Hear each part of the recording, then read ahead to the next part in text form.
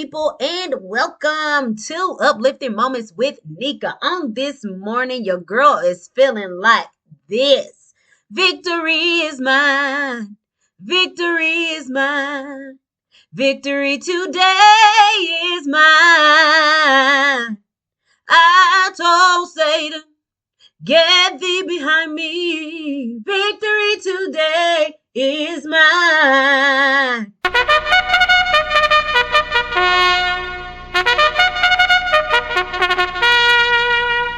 I had to sound the trumpet on this morning because, yes, do you not equate that to victory?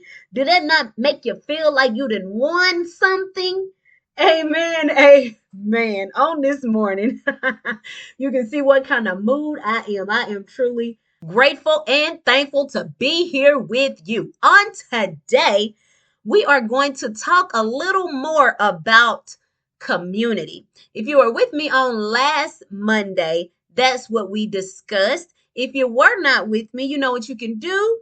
You can go to YouTube, Uplifting Moments with Nika, and you can get caught up on what we were talking about and when we were discussing community on last Monday. But on today, it just won't leave me alone. So I'm just going to talk a little bit more about the need for community.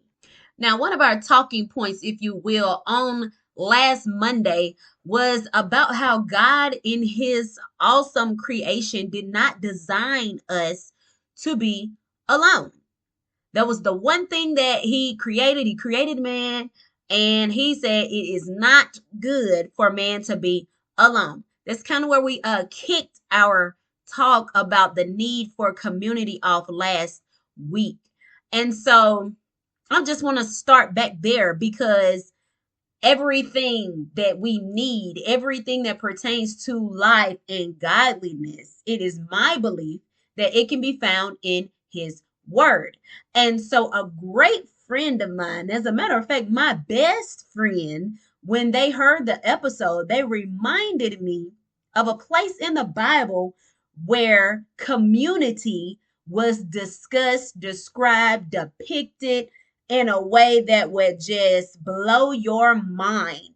So we're going to go to that on this morning and see where we can get some inspiration or some further encouragement, knowledge, understanding, wisdom, if you will, about community and the need for it.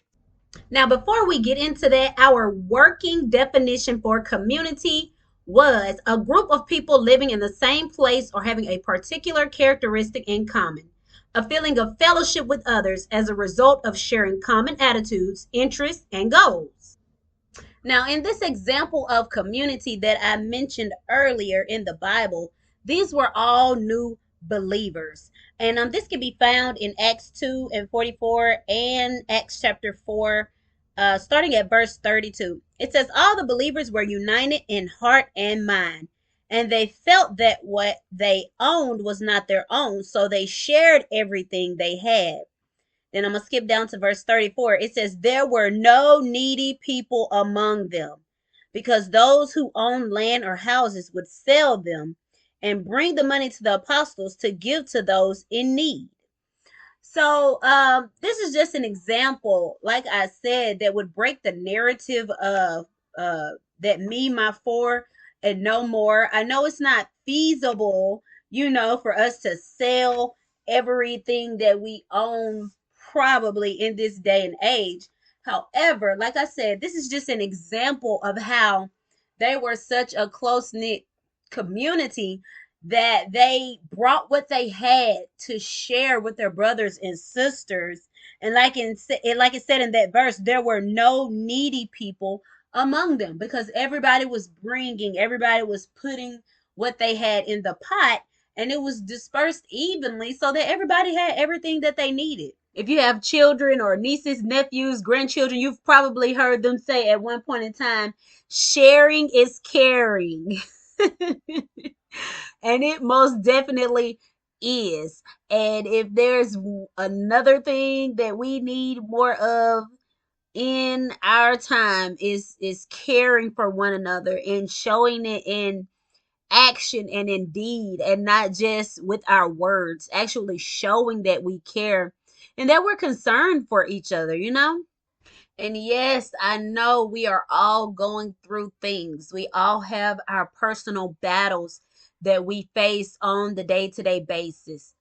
But if you can be there for someone else, if you see someone that's close to you or that you come in contact with often and you see them battling and fighting with something maybe that you've already made it through, why not lend a listening ear or a hand if you can, you know? Those are the some of the times where people really, really need to see the love of God. And we as his people, why would we not let that love flow through us? Let it shine through us. All of this is a part of community. Then for those of us that may be kind of shy or kind of private, or we don't like to pry, into others' business, trust me, I understand. What we can do as well as part of community with people is we can always pray.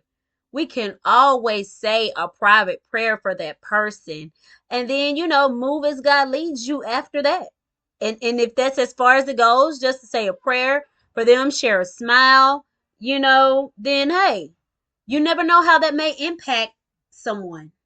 Community is all about lending a hand where you can and not turning a blind eye to our sisters and brothers that need help and assistance out here in these streets. I'm saying these streets, it might not literally be streets, but y'all know what I mean. It's about not turning a blind eye to those that we see in need, and finding a way that we can assist. It may not be with finances. You may not have money to lend or to give away.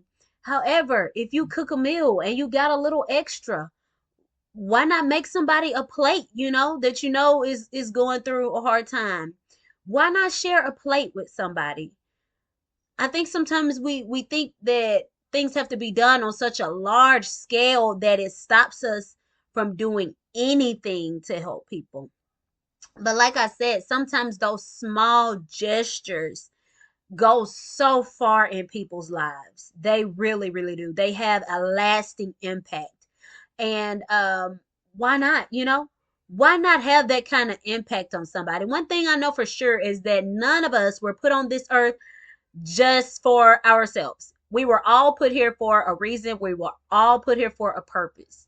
And a part of your purpose is to assist somebody in some kind of way. All those gifts, those talents, those things that God has put on the inside of you, they're not just for you. They're for somebody in this world.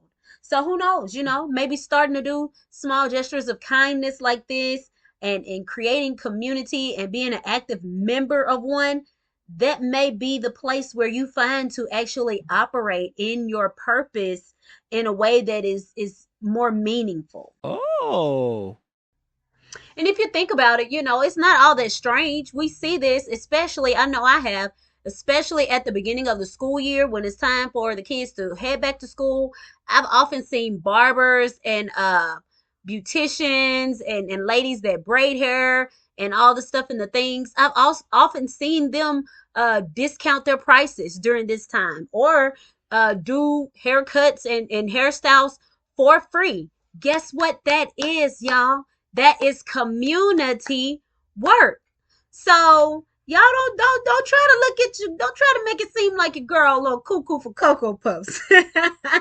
Being a part of community, giving community, sharing and caring. This is something that a lot of us may be doing naturally already. I just want us to be more intentional about it. Y'all know that's one of my favorite words, being intentional. So let's start doing that. Let's start being intentional, especially in the times that we are in. Let's think about it a little bit more. Let's think about coming together a little more to add what we can to someone else's life.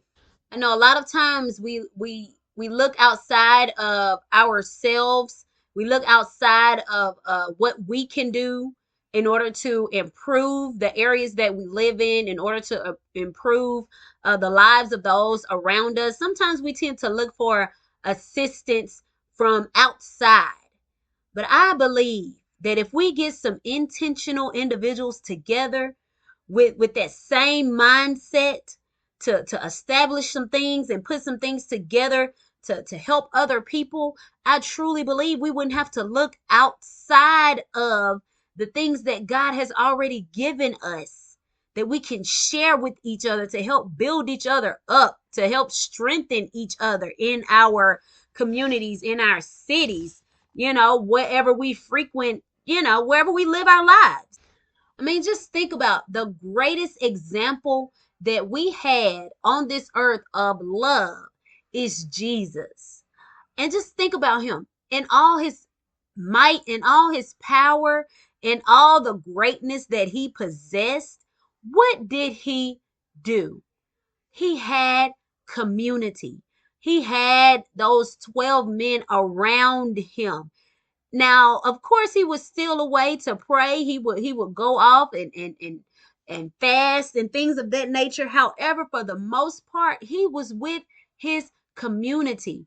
He wasn't up hide nowhere or up somewhere high, but he was out and among the people and blessing the people and healing the people and adding to the communities and everywhere that he went.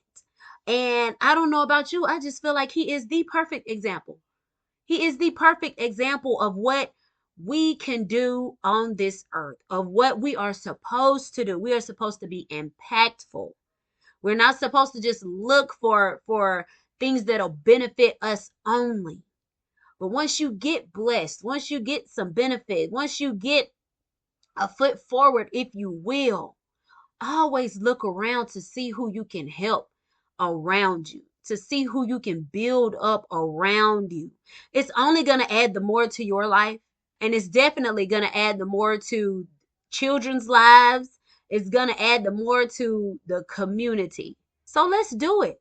Let's do it, y'all. Now, for those that may have once tried to do things like this, that may have tried to assist others, to be there for others, and maybe you got burned, and maybe your kindness was taken as weakness, and maybe your assistance wasn't appreciated in the way that you felt it should have been.